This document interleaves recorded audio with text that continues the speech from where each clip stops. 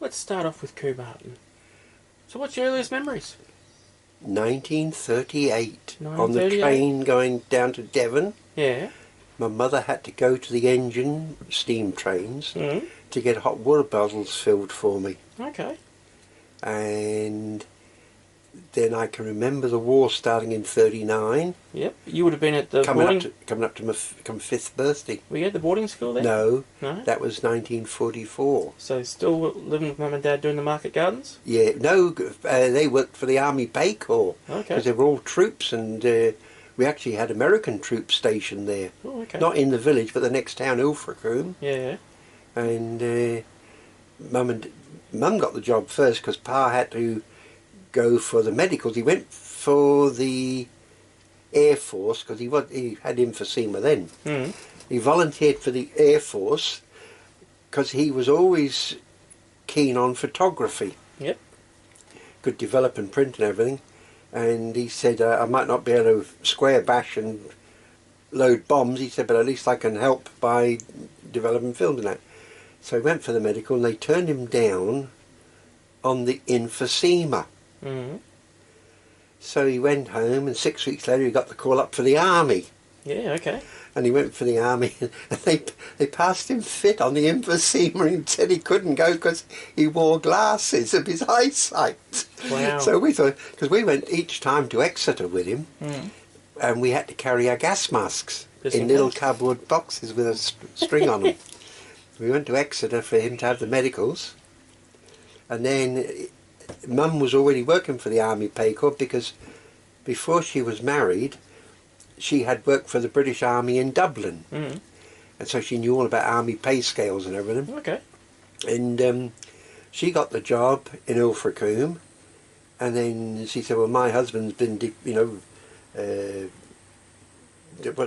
word I'm looking for is he's been told that but he can't do it because of medical problems. So he's been knocked back. Yeah. So yeah, been knocked back. So she said he's good at figures and everything. So he said, oh, send him in, we'll give him an interview. And he went in and he got a grade 1 civilian clerk. Okay. And so that's what he did. And then the only reason he went market gardening was the army at the end of the war pulled out of Ilfracombe and went back to just outside of London. And of course we had come from London because of his health and my health. So he said, no, he said, we can't go back there, it would kill me. So he still smoked. Yeah? Oh, jeez. Did they know there was a link between the emphysema and the smoking? I don't think they did in those days. Yeah, so he probably thought he was doing nothing. I don't think they did. Probably thought he was doing nothing bad, and there he is. Yeah. Oh, well. Yes. So 1939, you remember when the war started? Yeah, we got the first load of sweet coupons and they blew out of me hand over somebody's wall. So you rationed coupons? So I lost me ration of sweets. I forget how often they came. There were, I remember for sweets, there were D's and E's. An E coupon was worth more than a D. So what my father did was he got the 4 ration books, cut the pages out and took them down to, in those days the newsagent sold all the sweets. And he deposited the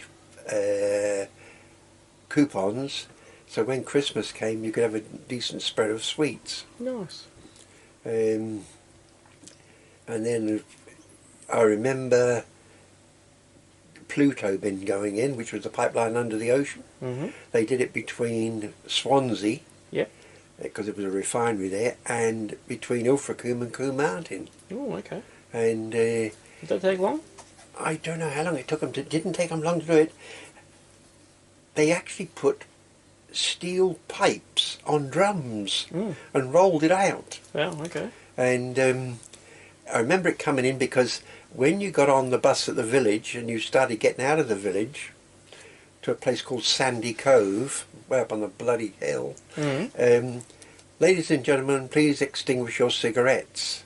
And then we would go down the hill or go through the little village of Berrin Harbour, and that's where the tanks and all the pumps and that were. Okay. And then you'd go along and he'd get off at a place called Widemouth House or Widymouth House. Okay, ladies and gentlemen, you can start smoking again now.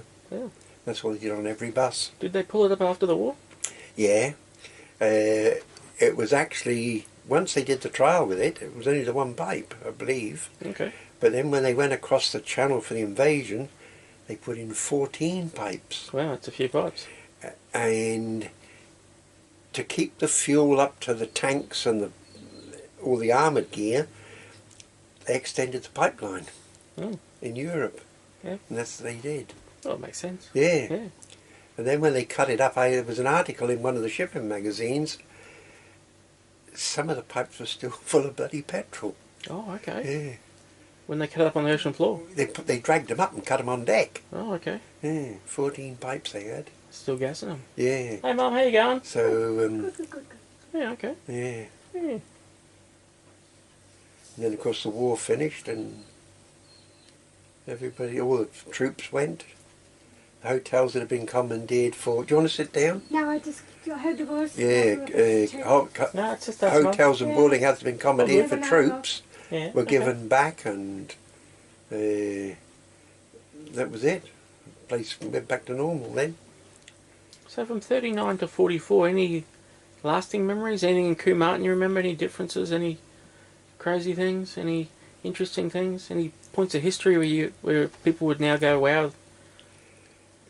You had to make your own fun, and because in wartime there was no lighting. At night time? At night time, my mother got fined 10 shillings for having a chink of light showing through the curtains. Okay. And he said to her, Mrs. Bland, I've got to do something about it. He said, because you've been reported. He said, if it was me and I came down and saw the chink of light, I'd just say, there's a bit of light showing, you better close it up. So she said, that's okay, Mr. Pollard, I'll pay up. And what else to remember about it?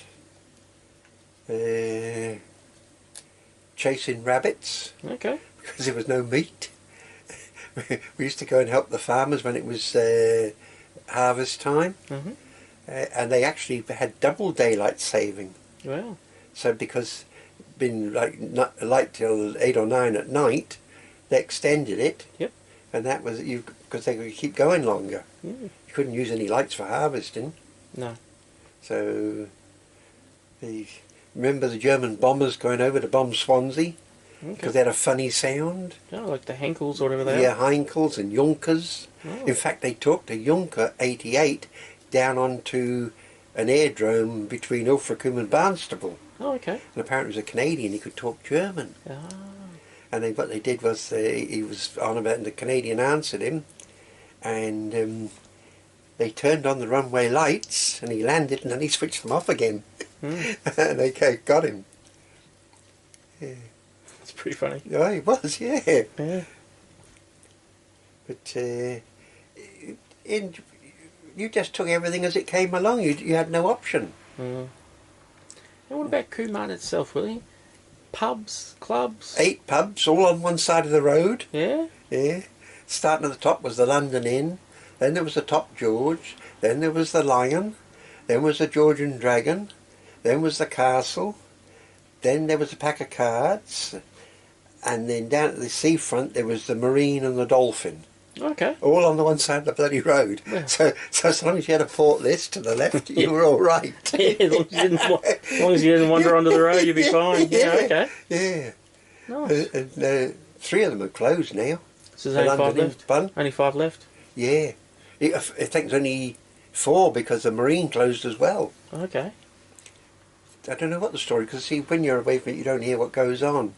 Don't But you apparently read he owed a load of money, the- and the people I suppose the brewers foreclosed on him. yeah, but you read the North Devon Journal, surely there'd be a bit of scuttlebutt in that. You can't get the journal properly now, Why is that? because they've changed the format. Oh, okay. But, and then in the winter time, geez, the bloody gales. You go down the seafront, and when they get what they call a king tide, we used to call it a spring tide, that was nearly 36 foot of water. Wow. And of course it'd flood the pubs down the bottom end of the village. And then a couple of days later you'd see all the bloody carpets hung over the railings at the beach. Yeah. But and we had allotments. They'd have a paddock, and it was cut up into pieces, and you could rent a piece of ground to grow your veggies and what. Okay. Some people kept chickens, but if you kept chickens, you didn't get an egg allowance. If you kept a pig, you didn't get any bacon. Okay. Oh, but I suppose they had to because there was a bloody shortage, Yeah. and it all had to come in by sea. Yeah. A lot of people died doing that, didn't Yeah. Yes, a lot of it. 30-odd thousand British seamen lost their lives. they? And the youngest was about 14. Yeah. Just over 14 years of age. Haven't even lived, have they? Yeah, went as galley boys, and ship got the hammer, and that was it. And I didn't know till a couple of years ago that the minute the ship got torpedoed, if you weren't a company man, most of the officers and that were company employees, they immediately went off pay. They'd find out what time the ship got sunk, and that's when your pay ceased. Wow. Yeah. That's harsh. And you were entitled to a month's survivor leave, and I believe in some cases the amount of time you were in the lifeboat, if you're only in 2 or 3 days, that was counted as your survivor's leave. Wow. Oh yeah. Well, they're very good, the British ship owner. Very generous. Yeah. Yeah. So that was Combe Martin in the early days, Willie. And then you would have been a young roustabout getting around. And When I look at it on the Show My Street, when I was a youngster we had equivalent to 4 banks. Now there's nothing. A van comes out from the town 1 day a week for 3 hours, and you have to go down to the seafront in the car park and do your banking in the van. It's like service stations here. How can there be less, but there's more cars? Yeah, that's right. It makes no sense. Yeah, so that's one thing. And all the shops that we had in the village, all selling stuff. There were 2 big grocers in the village. There was Lenny Crang. He had a place called Trafalgar Stores. I think he employed, with the women behind the counters, I think he would have employed about 6 or 7 people. Okay. And then down near the seafront there was Harry Beaumont. He had 3 drivers. Ooh. 3 vans. Yeah. And he used to cut up, the bacon used to come in, not like today where it's in a carton, it was a whole half side of bacon. Oh, okay. And he'd have to bone it and slice it on the machine. Cheese used to come in, what would 56 pound be, about 30 kilos? Or something like that, yeah. And that would come in a big round one, and he had a wire. There was a wire was attached, and he put the cheese there. Okay. That's how he cut the cheese. Oh.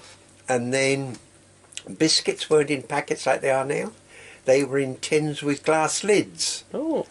Huntley and Palmer's and Peak Freen. Ooh. And you could say, well, I'll have some of those custard creams, and then they would get them out, I think, and put them in a paper bag. But then you could get a shilling's worth, which would be 10 cents, of broken biscuits, which was a bloody big bag. That's the way because they otherwise